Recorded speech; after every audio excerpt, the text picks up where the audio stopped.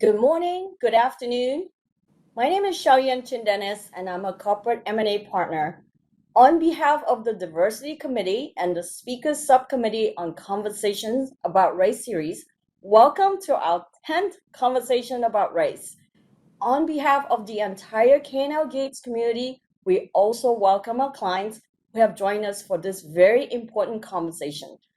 We have many prominent speakers in this series, including the president of NAACP, Derek Johnson, Justice Bernice Donald, and grandson of Mahatma Gandhi, Raj Mohan Gandhi. In celebration of Asian American and Pacific Islander Heritage Month, our guest today is John Yang, President and Executive Director at Asian Americans Advancing Justice.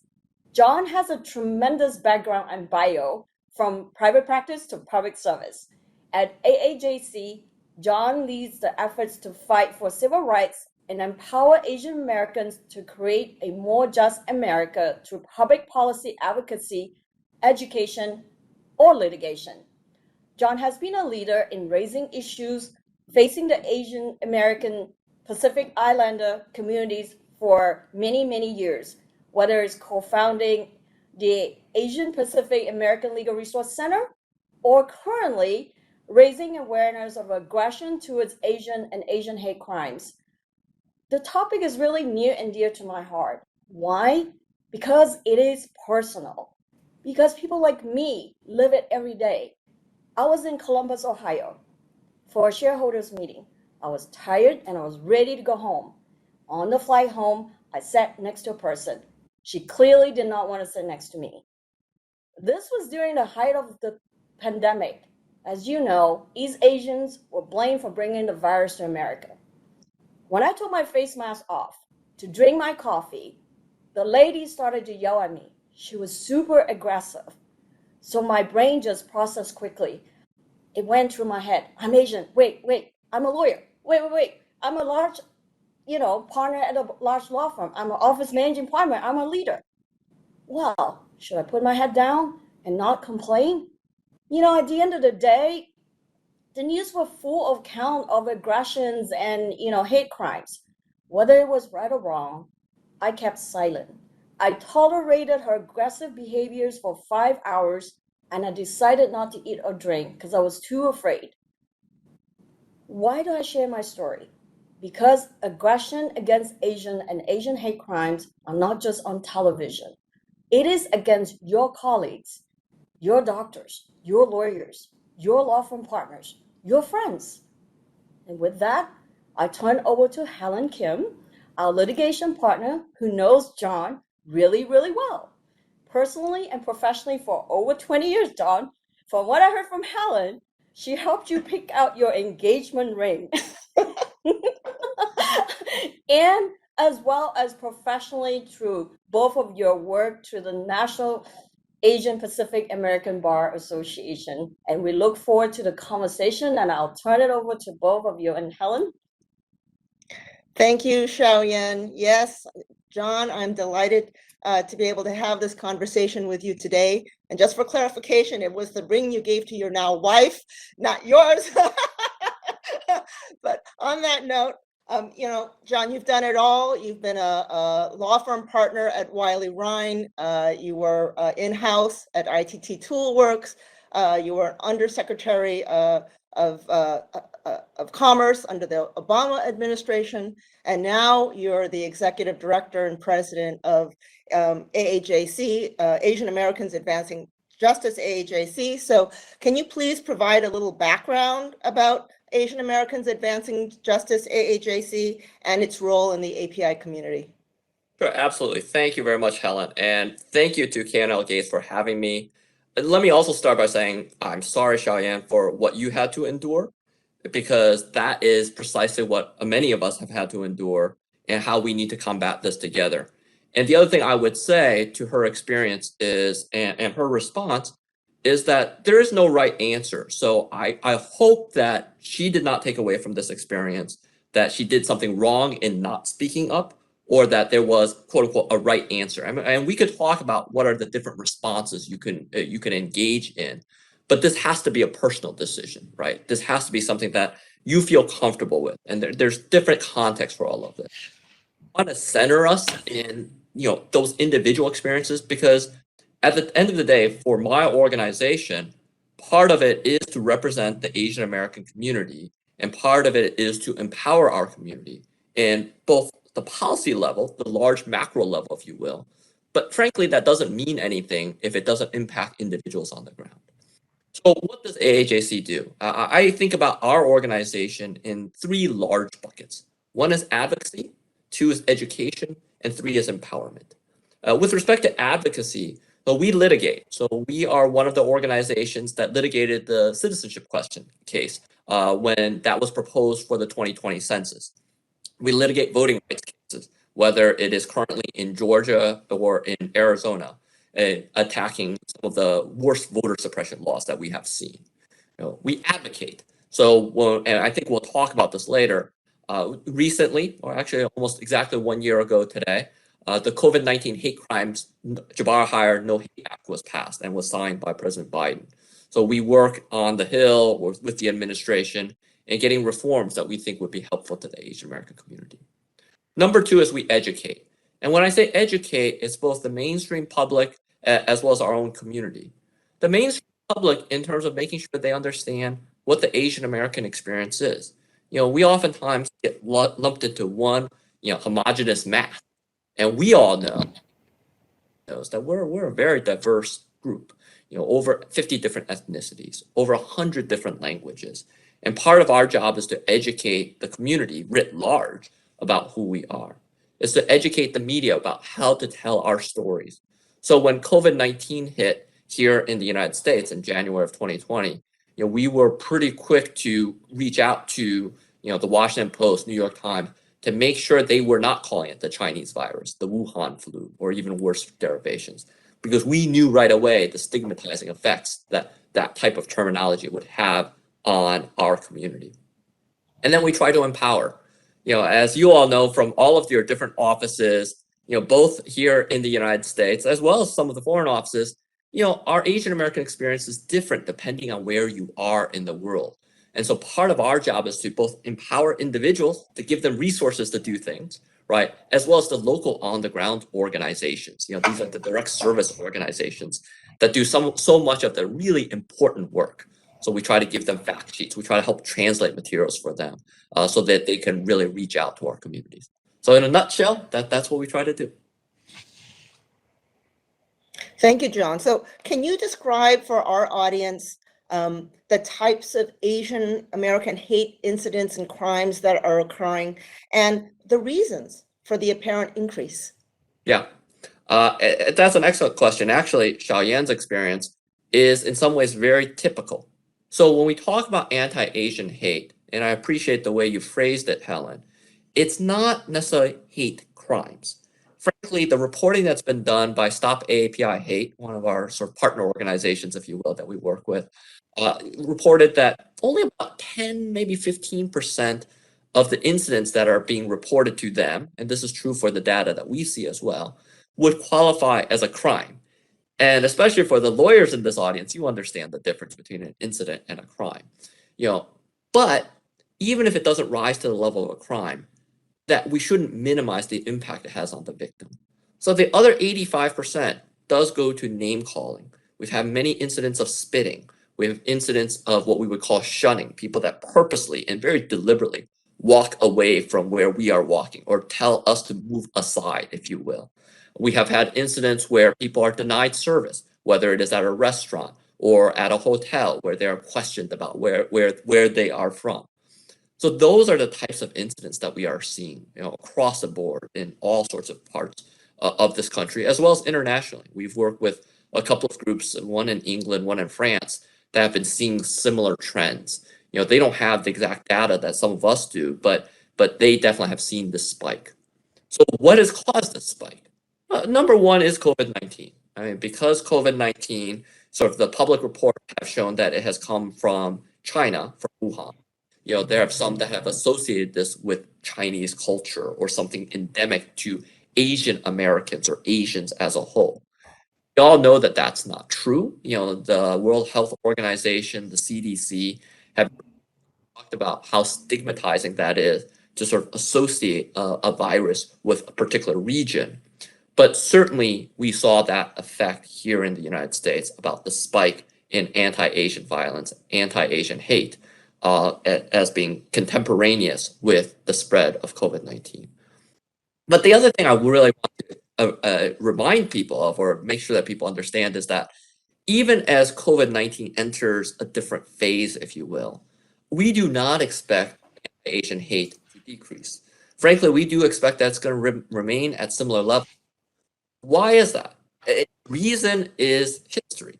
Right now, we do have real geopolitical tensions with the Chinese government, and we should.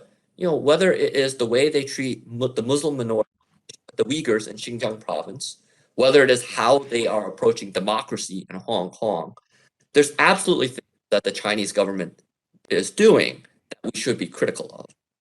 At the same time, we need to be careful to separate government policy from people. The Chinese are not our enemy, right? China, or the Chinese is not a threat on our society.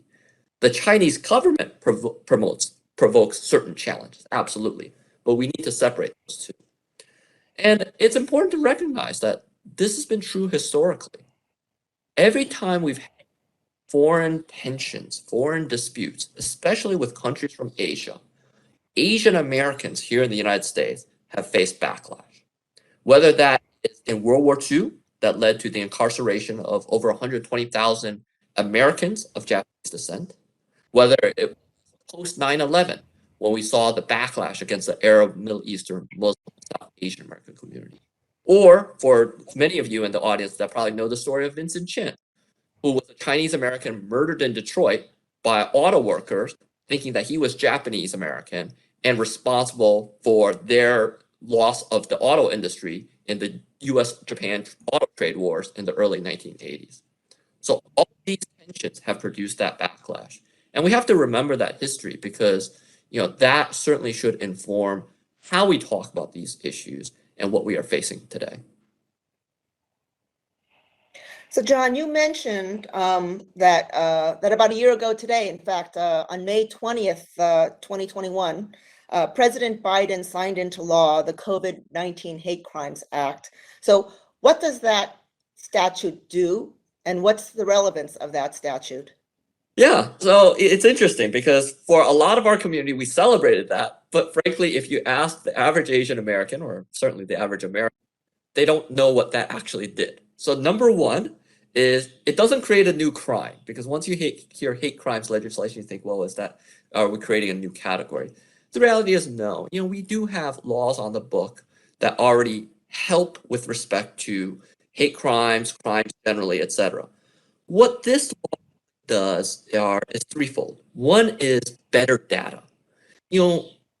Unfortunately, hate crimes and hate incidents are just woefully underreported here in the United States. And that is true across the board, whether it is for Asian Americans, Jewish Americans, Black Americans. And so part of what this law does is gives additional resources so that the federal government can standardize the collection of that data and really try to incentivize state and local governments to collect that data. Oftentimes it's interesting, certainly when we go into certain communities, that actually has had a crime where we're responding to the victim's needs. Then a year later, we look at the FBI reporting. They report 0 hate crimes. Now, we know that was not the case on the ground, but because of the manner in which this is reported, we have that data. And as you all know, good data, good facts drive good policy.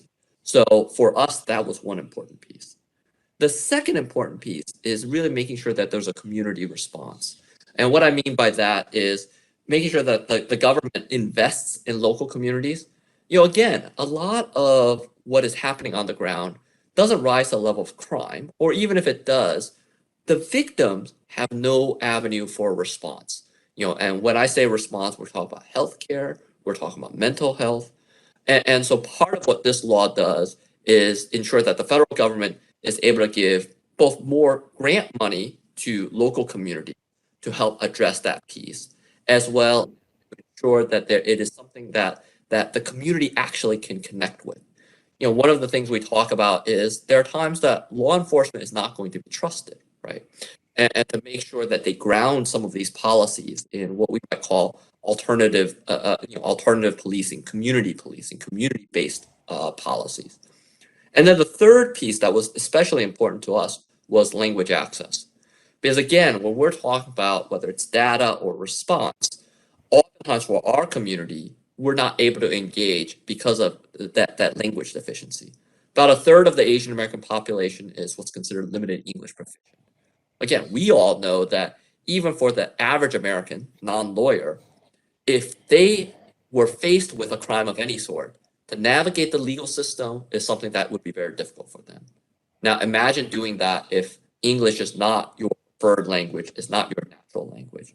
So what the COVID-19 Hate Crimes Act does also is to prioritize, language services. So DOJ actually just announced last Friday at a ceremony celebrating the first year anniversary of the COVID-19 Hate Crimes Act was that they've translated their materials around hate crimes, hate incidents, and reporting into 18 Asian languages. 18 Asian languages. That is just wonderful. I mean, we know that obviously doesn't include our entire community, but that is much more robust than anything I have ever seen by DOJ or frankly, all of government, except for maybe, let's say, the Census Bureau when they're doing the decennial census. Wonderful, thank you. Now, the Asian community is often viewed as the quote unquote model minority, with the perception that they don't experience racism or inequities because they keep their head down, we work hard and are successful in our careers. Is this stereotype dangerous? And has that stereotype hindered the Asian community's ability to achieve equity? Yeah, that stereotype is exceptionally dangerous, right? It's dangerous, it's factually wrong, and then it's also self-limiting. So, it's interesting because sometimes when we talk about this with non-Asian Americans, they say, no, we mean that you are a model minority. We mean that as a compliment. You should be proud of being a model minority. And here's what I would say to that. Number one, it's just wrong. There are certainly Asian Americans that are successful. Certainly, Helen, you and me, we, by any economic standard, we're doing fine, right? We're doing well. We have access to healthcare. And in that sense, you could say that we are over-indexing against the American population. But if you take us as the standard Asian American, you're missing all of the subcategories. Just mentioning Laotian Americans, Hmong Americans, Vietnamese Americans, right? Even by mentioning them, we realize, ooh, there are needs there. Sort of whether it's from socioeconomic standards, whether it's healthcare, whether it's education, language access, we just recognize that there are severe gaps that are happening there. Frankly, even among sort of the quote unquote established Asian American communities, like Chinese American, you go to Chinatown, right, in whether it's New York, San Francisco, or you go to K-Town in LA or in New York or here in DC in Annandale. That experience is very different. The needs of those communities are very different. They are definitely not the model minority in the way that people, the mainstream public, generally think of. So it's factually wrong. Number two is it's what I call self-limiting. Because once you say model minority, it suggests, oh, you guys are doing fine. Keep your head down. Do a good job because by doing that, you're doing well enough. There's nothing to worry about. But there is. I mean, it's self-limiting. It's basically saying you have no right to complain. You have no right to say that there are needs that are not being filled, right? We've already talked about some of those needs. But then how it exhibits itself at a different level, especially in the professional context, is that we don't rise to leadership, right? Studies have shown that Asian Americans, especially Asian American women, unfortunately, in terms of percentages that reach the C-suite, the senior VP levels, do not equate, even at the equity partner levels, do not equate experiences, right? And so we need to talk about that bamboo ceiling that's happening. And why is it that people don't see us as leaders? And it's because they are giving us these false compliments about being good doers, so to speak, right? So in that sense, it's self-limiting. And then the last thing I would say is it's just downright pernicious. And why do I say it's pernicious? It's divisive. By suggesting that we are a model minority, right, it suggests that we are above other minority groups. Then you take that to the next level, right, is to say, well, United States, we're not really racist. We don't have to worry about racism because how can we be racist if there is a minority group that is doing well? In fact, they would argue that other groups are not doing well because it has something to do with what they are not doing. And then it creates this division, right? That sort of people are getting into the mindset of, well, Asian Americans are doing well, for the Black American, Hispanic American community, it sets us up to compete against each other, right? Where the real problem is that there are still systemic injustices that all of us face. All of us should be fighting together. But now we've set up a system where people are trying to get us to fight against each other. And we see that even today, even when we talk about anti-Asian racism, oftentimes the viral videos that I see, unfortunately, of most prototypically is an African American male attacking an elderly Asian American female. And so you get this image in your mind that it is Black Americans that are attacking Asian Americans. Statistically, that is just wrong. An NIH study that came out at the beginning of 2021, a study by University of Michigan that came out in June of 2021, both show that the predominant number of attackers of Asian Americans are white males. About 75% of the attacks were perpetrated by white people. Only a small percentage, which underrepresents the general population, was by African Americans. So we need to do more in terms of dispelling that sort of misinformation or disinformation to understand where the root problems really are and where they are not. Yes, in fact, I recall a recent article in the New York Times that discussed that the overwhelming majority of hate crimes and incidents are perpetrated by white supremacists. So I wanted to, you mentioned, by the way, working with other communities to fight hate against all minorities. And so I wanted to ask you, is AAJC coordinating or collaborating with other organizations like the Anti-Defamation League, the NAACP, the Hispanic Federation in efforts to jointly fight against hate against minorities generally? Yeah, and I would say almost tragically, yes. Because if you think about this, going to what you were saying, Helen, if you think about who murdered 6 Asian American women in Atlanta, who recently murdered 10 Black Americans in Buffalo, who murdered 23 Hispanic Americans in El Paso, who murdered, I don't even remember the number of LGBTQ people in Pulse at the Pulse nightclub. It was a white male, right? And so let's call that out and address that. And to your point, Helen, I hate to say this, but the amount of time that I spend on cell phones and on a text, on email chains with like Sherilyn Ifill of the NAACP Legal Defense Fund, or Derek Johnson of NAACP, Mark Morrell of the Urban League, Jonathan Greenblatt of ADL, is unfortunate. I mean, I love them dearly as friends and leaders, but I hate that we spend so much time sort of saying, we're there for you. What can we do to help your community? And working on joint statements together. Right now, we're working with the White House. We, as some of you may have seen, we issued a public letter to the White House calling for a race summit to talk openly about these issues and urge the government to sort of really put this at the forefront. And so I'm proud of those partnerships.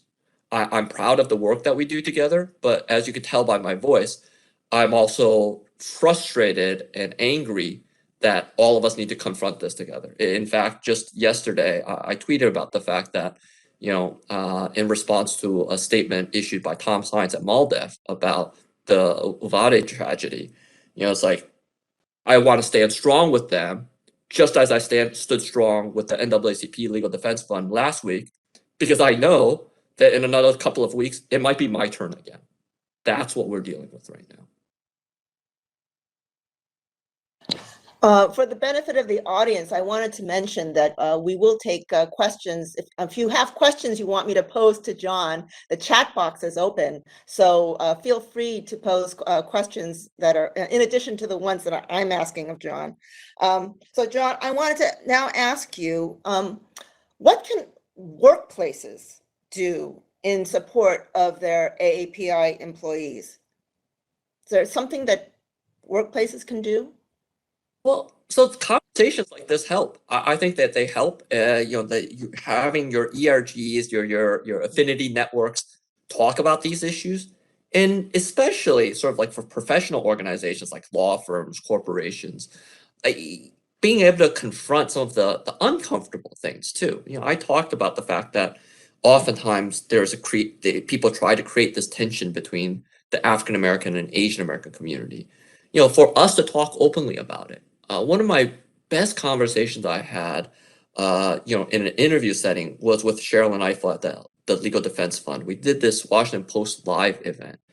And we talked honestly about how, yes, there is anti-Blackness in the Asian American community, where it comes from, why it exists, and what we need to do. And she talked about anti-Asianness in the Black community. We need to sort of be able to sort of admit where we're failing and then sort of go from there, if you will. So that's one thing I would say I would urge people to continue. Second thing is just to continue to learn about each of our histories, learn about I don't know if I want to be careful how to use the term trigger point, but like, what are the things that our communities are sensitive to, right? Like for the Asian American community, it's this perpetual foreigner syndrome, right? This notion that we can't be American, that we must be from our home countries or that we must owe our loyalties there. How does that manifest itself in the workplace or in sort of some of these settings? The number of times that I get asked, right, where are you from? And when I say Chicago, I get asked, where are you really from? It's at times depressing. What I would ask of an ally or of a work colleague if they see me in that situation, especially if they're not Asian Americans, to say, yeah, that's the Midwestern accent you hear from him. He's from America, right? It shouldn't be my responsibility all the time to explain my being. Just like I would want to be that ally for an African American colleague that gets asked, well, explain to me Black Lives Matter, right? So that's what I think some of this looks like in the workplace, so that we can lift each other up. Sometimes in the workplace, in these times also, is just as simple as how are you doing? Because I know, that for my Black colleagues, for my Hispanic American colleagues right now, these are difficult times, for people in the reproductive rights space. So just simply sending that email, sending that text and say, hey, I'm here, I think can go a long way. Then you let them take the conversation wherever they want to go. For some, for people that, whether you call it introvert or not, people that don't want to talk about, that's fine, right? But then some people might want to talk about it and just be open to that. So I think those are the types of things to think about and being sensitive to that. When after Atlanta, we were working with a corporation on a project. And unfortunately, I had this occasion where the person that one of my staff members was working with was on her case about a deadline or about like he really needed information about something. Had nothing to do with anti-Asian hate, had something to do on a completely different topic. And I had to call him and say, hey, don't you realize what just happened yesterday and what effect that has on our staff? I appreciate that you have deadlines and I get it, but you need to understand this, right? And he was like super, super apologetic. I mean, he got it right away. But that's the other thing that I would ask and sort of have us each think about is that empathy piece, right? Is kind of knowing what the other person might be going through, because even though what happened in Buffalo feels like, physically speaking, is thousands of miles away from Los Angeles or or from Pittsburgh or wherever, it still impacts all of us deeply at a personal level, right? Because we see in these faces our aunts, our uncles, unfortunately our children, right? As the case was a couple of days ago.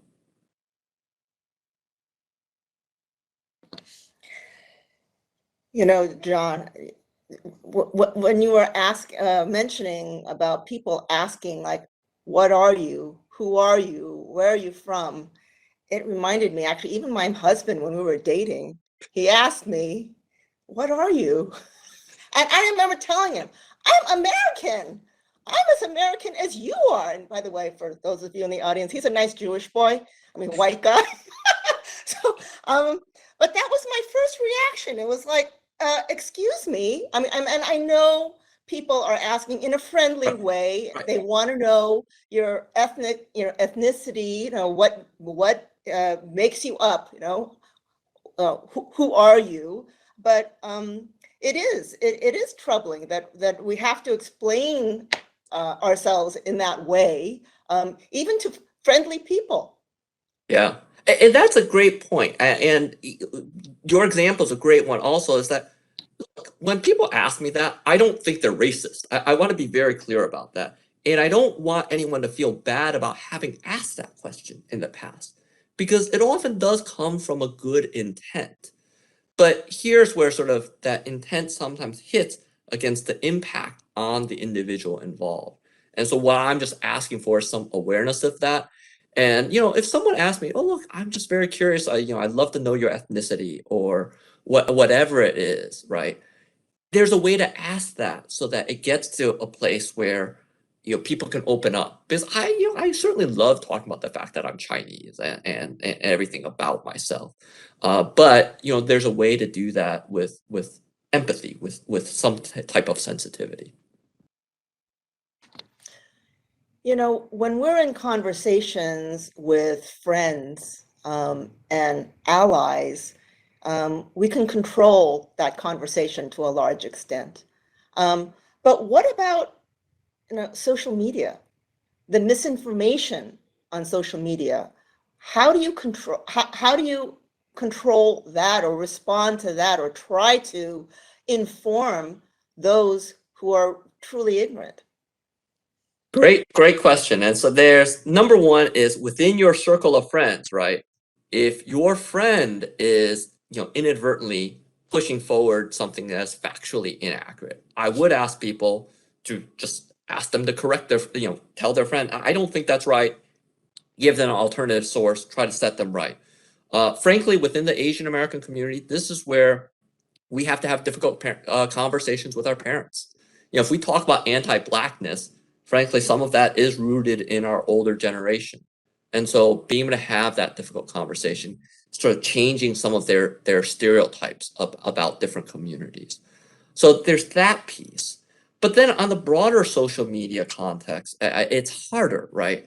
And it just depends on what kind of platform that you have.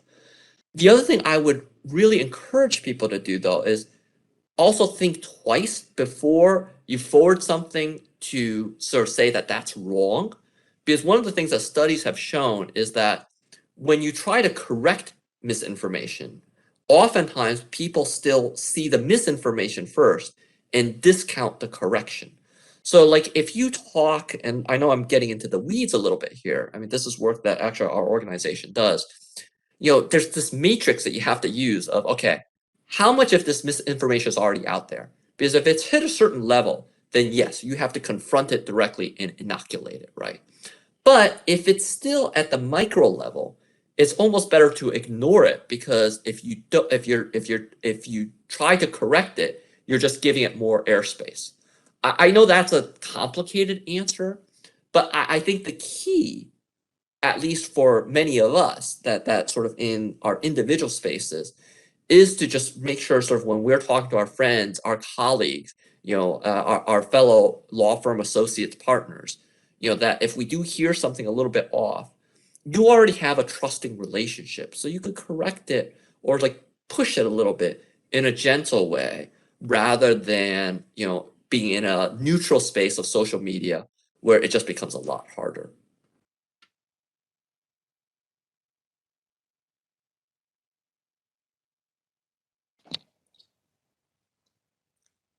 But what about how to combat, for example, we know that there are entire chat rooms and even media, certain media channels that seem to deliberately inflame racial hate. Yep. Is there something we should be doing on not just a personal level, but on a systemic level to combat that? We need to call it out. We need to call it out. And there's a lot of brilliant lawyers here. If you can offer me a legal theory for suing some of these entities, I'm all ears. Frankly, it is. I say that in jest, but I actually am serious in that I'm thinking about what are the policy solutions to this, right? Because when things like the replacement theory becomes mainstream, we have a problem, right? When things like the big lie becomes mainstream, we have a problem. We can have debates about any number of issues. An easy example, in some ways, for me, the immigration. Look, we can have honest debates about what the right amount of immigration into this country is. What the proper mix is of skilled labor versus family immigration. And we can have differences of views. It's interesting because this is one place where, my organization is on the progressive side. Certainly, if you look at the positions that we take. But we actually are able to work with groups like the Cato Institute, which is known to be on the conservative side on immigration because they're still grounded in facts. And sort of they actually, in this sense, with respect to immigration, because they believe more in a free market, sort of they're okay with more immigration. So we find places where we could work together, talk together, right? So that way it builds up that trust. The other thing I would ask each of us to do is let's not exacerbate the situation. I know it's tempting at times to just spout out off, so to speak. But one of the things, like for my organization, and I get flack for it, but I'm okay with it, is I try for our voice to still be somewhat reasoned, if you will. For example, even though racial justice is a huge issue of ours, I am always a little bit reluctant to call an individual a racist. I will talk about racist policies. I will talk about racist systems. I will talk about the racist effect of many laws and policies. But once you say that an individual is a racist, right, that takes the conversation in a different way. And I'm not saying we should never use the term. There are absolutely people that are out and out racists, white supremacists, etc. Right? But I think it behooves all of us to make sure that sort of we don't just jump to an extreme, because I don't think that that's going to help. So again, at the individual piece, that's part of it. But the larger piece, right, is on social media, are there regulations, laws that we could put into place that deal with some of the content moderation?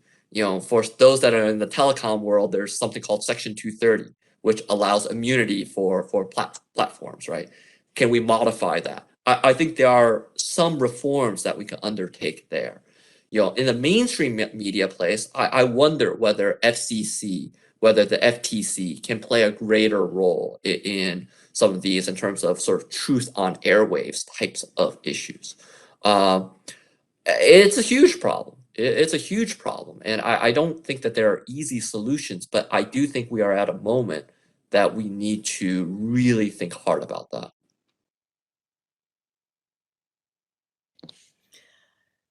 Going from social media to the more individual incidents, you mentioned, I think, at the outset that about 85% of incidents of racially motivated incidents are things like spitting or things that don't rise. I'm still not sure about that. Sorry, things that don't rise to the level of a crime. On that individual level, how do you advise people to respond, particularly if the person is a stranger, someone who's not somebody that you can in the context of a friendly conversation? Yep. And so this is where some allies matter, right? And number one is let me focus on allies and bystanders. One of the things that our organization does is offer what's called bystander intervention training. And we partner with another organization called Right to Be. And what this training does is just equip people if they see an act of racism, it most typically is a racial epithet or something along those lines, right? What they could do in that moment. You know, to be clear, I don't want them to go up to that person and punch them. That's not the right answer, right? Yes, you might have that instinct, but don't do that. But rather, how do you de-escalate that? So there's a few things, right? Number one is just focus on the victim. Ask the victim, are you okay? If you're on a subway, it's like, where are you going? Let me make sure you get off safely, right? If you are in a situation where it's at a store, finding the store manager, if if that person continues to engage in that behavior, so that there are other people around, because the more people that are around, oftentimes the aggressor is less likely to continue. And certainly, if you don't focus on the aggressor in your intervention techniques, oftentimes it takes the air out of the aggressor's mouth, so to speak. Because if they're not getting the feedback, the attention, the response that they want, then oftentimes they have nowhere to go, so to speak. Please do document, report it to whether it's our website, Stop AAPI Hate, if it's an Asian American incident, right? Because again, that documentation, that data is important, right? There are instances where if you feel like you are in an appropriate space, to actually directly confront that person and say, hey, come on, that's racist. There's no need for that. That can be effective as well.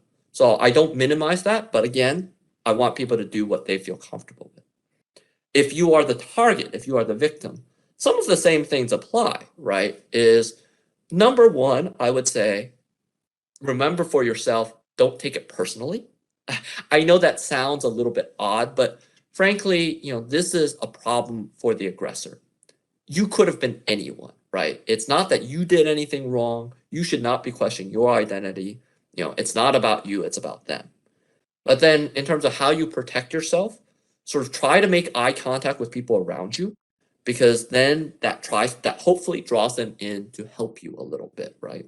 If there is, again, if you're in a public space, like whether it's a store manager, whether it's law enforcement, right? Try to draw them in. If you are in a place that you can walk away, obviously walking away is good, right?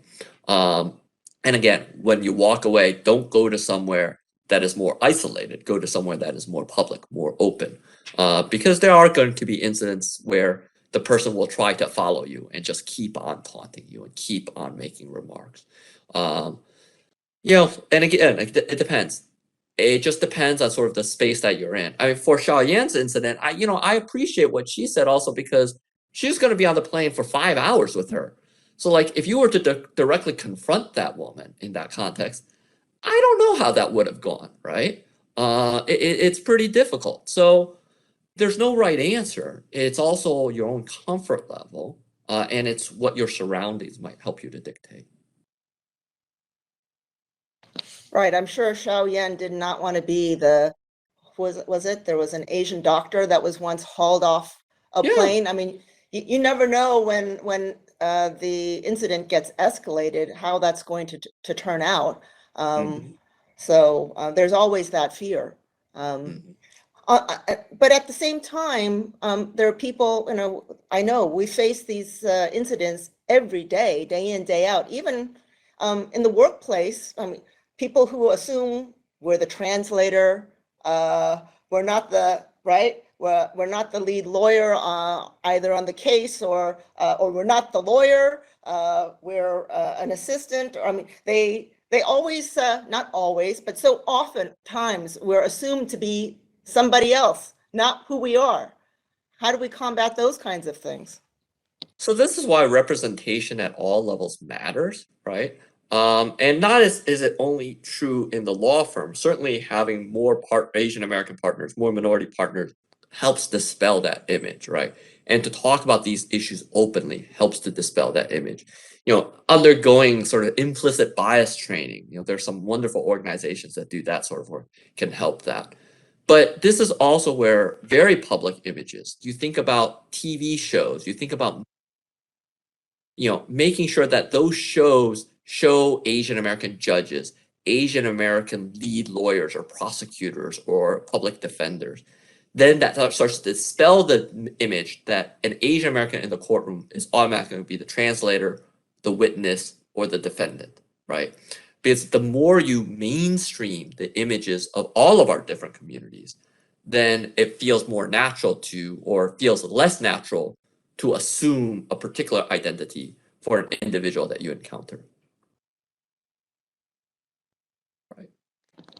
I would say So- this is also where, sort of, again, from all of your vantage points, like I have very direct, all of you come from that are watching this, you have a certain amount of privilege, whether it's because you are the client or whether you are working with your client. If you have clients in the media space, if you're out to dinner with them, you should talk to them about these things. I mean, you could talk about it in a positive way, right? In saying how you really appreciate it. If you're talking about an entertainment person, appreciated, seeing Shang-Chi and why that is so uplifting for Asian Americans. I mean, you don't need to confront them and say, why don't we have more Asian American superheroes? You do it in a positive way. It gets the message across. It subtly gets them thinking, oh yeah, we need to do more of this. Because again, I try to assume very good intent about most people. I know that comes back to burn me at times, but I think for me, that's the right way to live. And by assuming good intent, I try to find the good in people to try to sort of uplift those stories and get them thinking in that proactive way about how to be an ally, about how to support these different communities, how to be empathetic towards our different communities.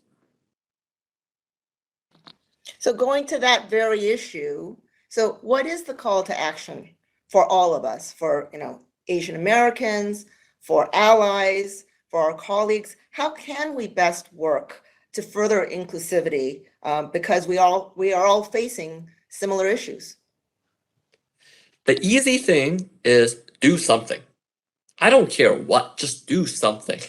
And what I mean by that is, like, for each of us in our different, from where we sit, there's something that we can do. For all of you that are lawyers, right? It can look like serving on boards of nonprofits, because many nonprofits need good board members with good analytical skills, people that can fundraise, people that could sort of help create a media sort of presence, can think through sort of what the strategic direction of an organization is. So that might be your contribution. Obviously for some, it might be donating money, right? For others, it would be sort of maybe sort of getting involved at a more grassroots level, whether it's by taking on a case or the like. So there's all of those pieces. And then also it's about having these conversations, learning about the histories of different communities and how they intersect with your given community. And through that learning, right, you're going to be able to sort of articulate better, whether it's in social media or in all of these settings, why it is that these issues matter to us. Think about, if you are a parent, think about sort of what your kid's education system looks like.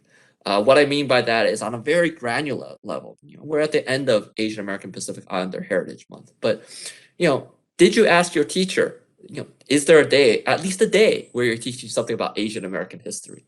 That would be a start, right? That's very granular, but it makes a difference. Are you willing to run for the school board? Many school boards are part-time positions. That's another place that you can really have an influence on sort of the direction of education to make sure that it's inclusive. Are you willing to volunteer as an election official, right? A poll monitor during these midterm elections? Again, as lawyers, professionals that are watching this, you guys have skills that a lot of people don't. And to be able to use those skills in these types of volunteer capacities is really important. Having someone that is voting, going to the voting booth, and just seeing someone that looks like them puts them so much more at ease in that process. One of the things that we've always found with Asian American voters is that they do feel nervous when going to the polls, especially if English is not their first language and they have some concerns about language. Just seeing someone that looks like them, starts to put them at ease, right? That they feel like, oh, I don't need to rush through this process. It's okay if I take a little bit of time. So there's a lot of different opportunities, but the bottom line is do something. Nothing is too small. You don't have to be doing this full time like I do, right? But if you do something, that's how we're going to get to at least some measure of progress. So you mentioned at the very outset, when you were describing the work that AAJC does, your work in the area of advocacy. What are there areas, are there ways that lawyers like us at K&L Gates can assist or help in pro bono opportunities or some of the advocacy work that AAJC does?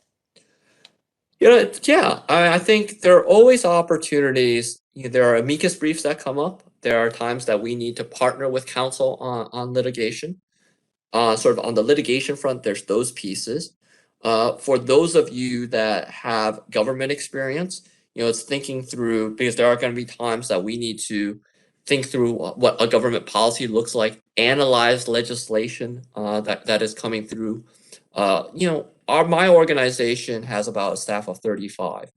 That's not a lot of people to cover a lot of ground. And so that's another place, right?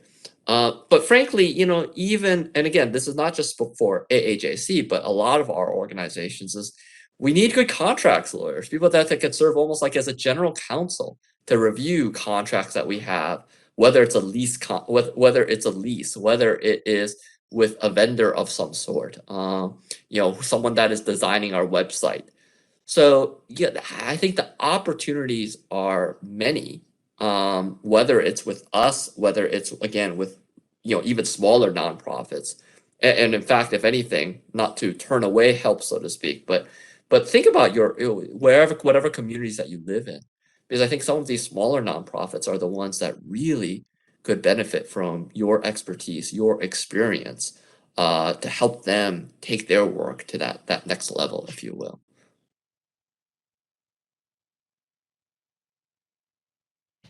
So I know your headquarters are in Washington, D.C., and you mentioned, I think, a couple others, Chicago, Los Angeles. Can you tell us just a little bit more about the areas where you are? Yeah. Sure. So Asian Americans Advancing Justice is a network. It's an affiliation, is the way we call it. So we're all independently managed. So I'm sit in DC, and then we have independent affiliates in Atlanta, Chicago, San Francisco, and Los Angeles. And each of us do, in some ways, similar work. We try to coordinate our work, and between that entire network, we try to do. All of us will do advocacy work. Several of us do litigation. Many of us also, for example, Los Angeles and San Francisco in particular, do direct services, and so that's another opportunity to volunteer. So certainly look out for your own local affiliates, so to speak, and what opportunities that they have there.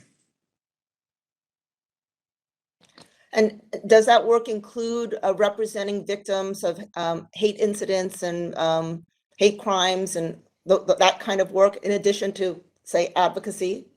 Yes, so that's a great point. Is especially Los Angeles, they have a pretty long history of direct representation, especially in these contexts of sort of local victims. Likewise, certainly, actually, all of us is doing more and more in that vein. Atlanta, after the Atlanta murders, they were directly working with the families, and they were the ones that helped set up the families, sort of work through estate issues, wills issues, and make sure that there was a giving fund for those victims.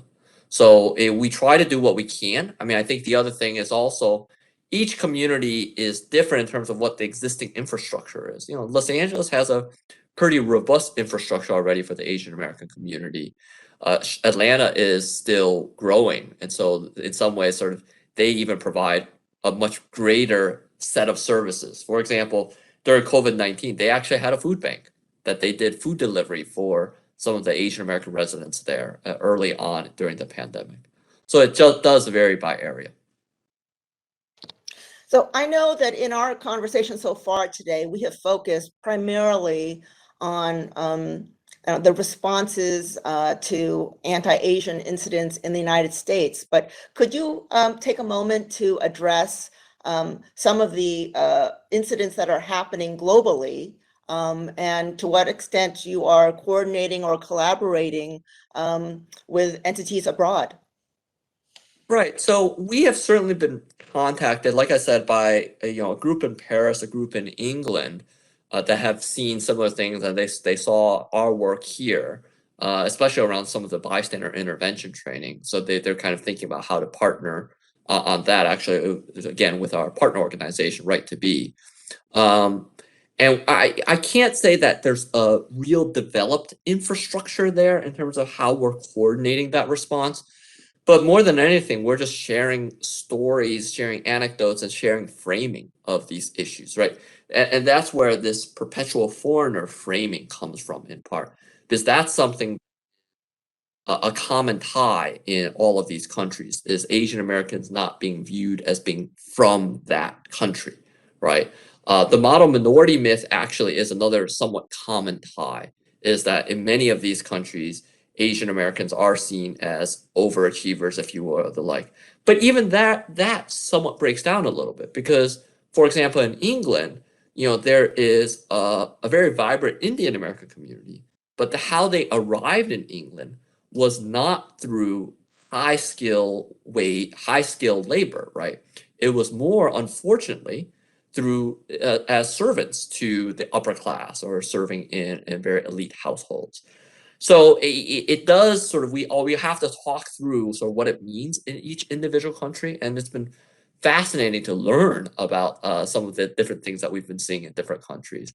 I should mention actually Canada is another place that we've had some discussions with a couple of groups up there because and they're trying to do some studies, some research on what anti-Asian violences look like in the Canadian environment. I don't think KNL Gates has an office in Canada, but but at the same time, just thinking in terms of sort of where this has been happening and the groups that have been reaching out.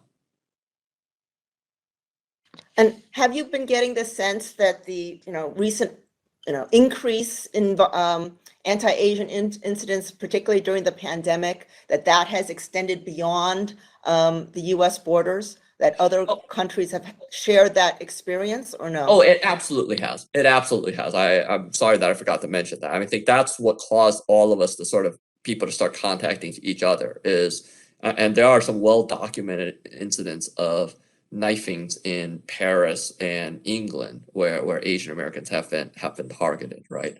Certainly there are incidents of bullying and pushing and shoving in Canada. Um, and certainly COVID-19 is a driver of that.